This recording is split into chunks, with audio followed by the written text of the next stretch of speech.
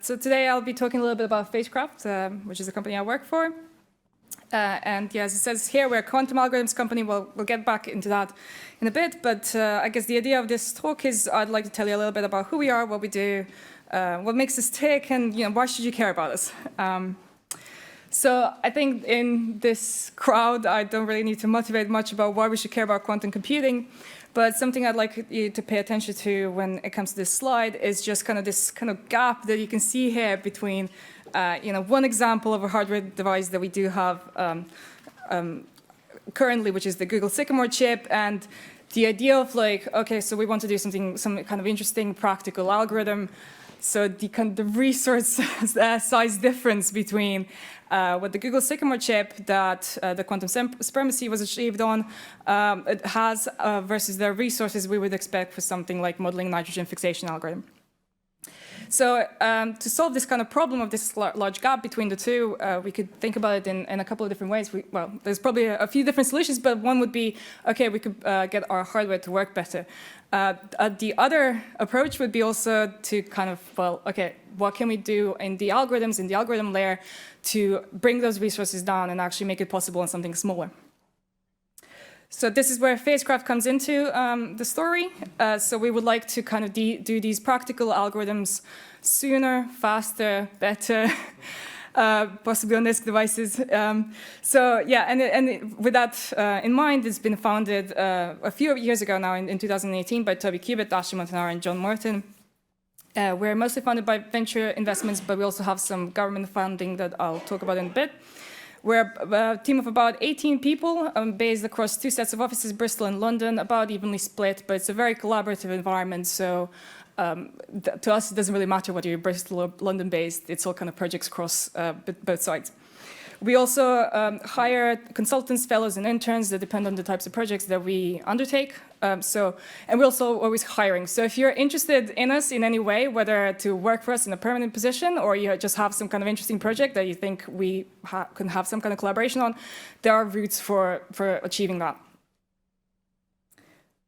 As far as our research goes, there's a bit of a sample of some very interesting results we've had over the last few years. And you can see, okay, there's a lot of text, so you might not see it right away, but it spans a lot of different parts of the quantum algorithms. So everything from considering variational quantum eigensolver, applying it to some realistic, some ideas of a Hamiltonian that you could maybe contemplate to do in the near future, like Fermi-Hubbard model. Also, things like encoding, how do you encode the fermions on the NISQ devices, looking even at things like sub-circuit models for modeling the time evolution, so going beyond this circuit model for your simulations. Then ideas like error mitigation or optimization algorithms, we worked on that. We also work on optimization in the QAOA sense, so we have some ideas on how we could have improvement there over classical solvers. Some major works that have come out recently is one I list here that says algorithm design for materials modeling, and this is a really fascinating piece of work where you can feed your materials Hamiltonian and get the idea of what kind of circuit sizes you could be running for those Hamiltonians to do the material simulation. And I'll talk about that in a little bit more towards the end. And yeah, the dissipative quantum eigensolver that was already mentioned yesterday, so that's also came out of Phasecraft. As I mentioned, our offices is across Bristol and London. This is the idea to tell you where we are in case you're familiar with the two. And then, and as I mentioned, we are very highly collaborative between the two offices, two office sites. And as you might have seen on one of the previous slides, we're a company of about 18 people.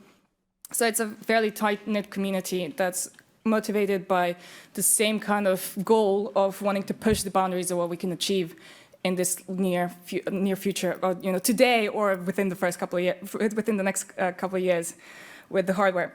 And kind of the side effect of that is everyone cares a lot about each other. We have this kind of flexible, very family-friendly setup with some great perks, such as 6 months of full pay for parental leave, remote working, flexible working hours, life and health insurance.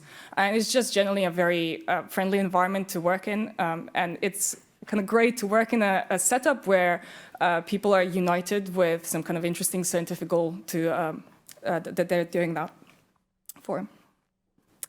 Right. Now, as far as R&D collaborations go, I think when you're a quantum algorithms company, like you can't really exist without some quantum hardware companies that you can actually try and test your algorithms on, especially like, if you're doing things like error mitigation, error characterization, and so on. So we have some great collaborations there with Rigetti, IBM, Google. Also, over the years, we've had academic collaborations and we have kind of strong ties to University of Bristol and UCL. And also, I think being in the quantum algorithms kind of effort, you need to be having that conversation with industry, on the user side, people that give you the fresh new perspective on.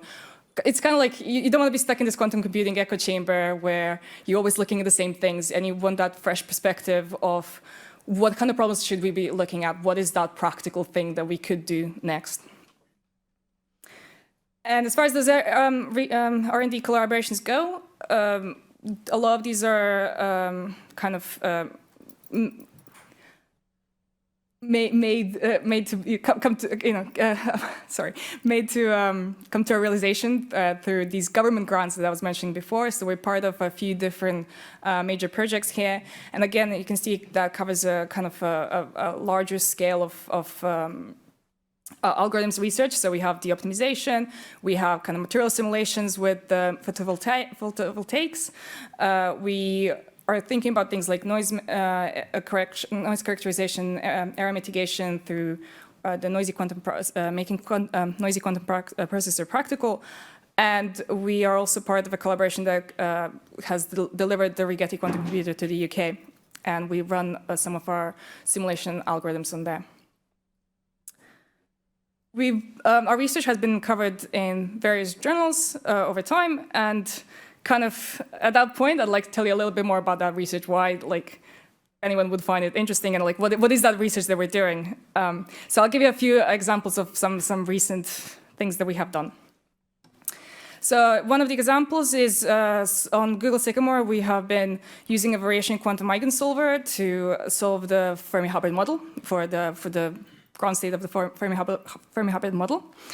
And to do this, we've had to kind of do a few of the things that I've already been mentioning. So things like encoding, considering what kind of algorithm, what kind of ansatz for your variational quantum eigensolver you'll be using, over to error mitigation and various error mitigation strategies that we could be applying to bring the noise down. And as you can see here, we've had a significant reduction in error achieved. And then once we've done all of this, it was still to find your ground state, you would be needing a lot of layers of your ansatz. So our next question was like, okay, so what we're achieving here is good results for maybe one layer of the ansatz, possibly two. So what can we do with those? And we kind of tested some physical properties of the Fermi-Hubbard Hamiltonian and made sure that it matches what we would expect to find through classical simulation. And this was quite interesting because it tells us that these states that are not the ground state of the Hamiltonian are already picking up a lot of the properties of that Hamiltonian at like kind of these lower fidelities, which is great. Another example of a major thing we did was this new novel compact fermion encoding, which reduces fewer qubits. It reduces the number of qubits you need per fermion, and it also reduces the number of qubits you need per interaction of your Hamiltonian. So it reduces those overheads, but it also comes with a kind of an extra that you get for free, which is it actually allows you to do some error detection and error mitigation as a part of the encoding. And then another thing, like this is one of the something more recent, but it was a major project, which I was kind of alluding to before, consists of understanding the physics behind some of these material simulation Hamiltonians that we have. And the idea here is that we have a pipeline which starts at like a DFT description of your problem. And then we do certain things like apply some of this research that I mentioned previously, such as the encoding, the reduction in the kind of, it starts focusing on the parts of the problems that you actually want to be solving for the physical properties that you're interested in, brings in things like the hardware layout, and at the end of this pipeline, as you go through all of these steps, what you get is a quantum circuit that allows you to either run it as a one trotter step of your TDS, of your time dynamic simulation, or you might be running it as a Hamiltonian variational ansatz for the VQE. And just to give you some idea of what this has achieved, so I give some examples of materials that we've done this for. We have more if anyone's interested. But this is kind of the improvement we expect in the that we get in the circuit size over state-of-the-art, a general Hamiltonian state-of-the-art algorithm that was already there. So we get some significant improvements here. I should also mention if any of this research is something that anyone is interested in finding out more, we actually have quite a large presence at this conference, and pretty much most of these papers, someone that has been involved with them is probably present. So yeah, please reach out. And yeah, with that, does anyone have any questions?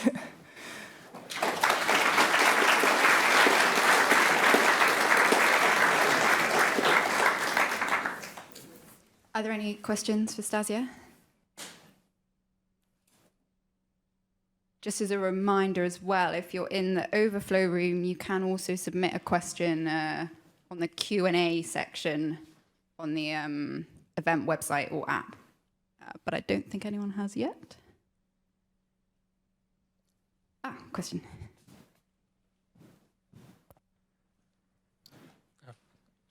Just a quick one. With these, with the improvements factors, is that a reduction in the circuit depth or the circuit count, the gate count? I think it's its circuit depth. Cool. Thanks.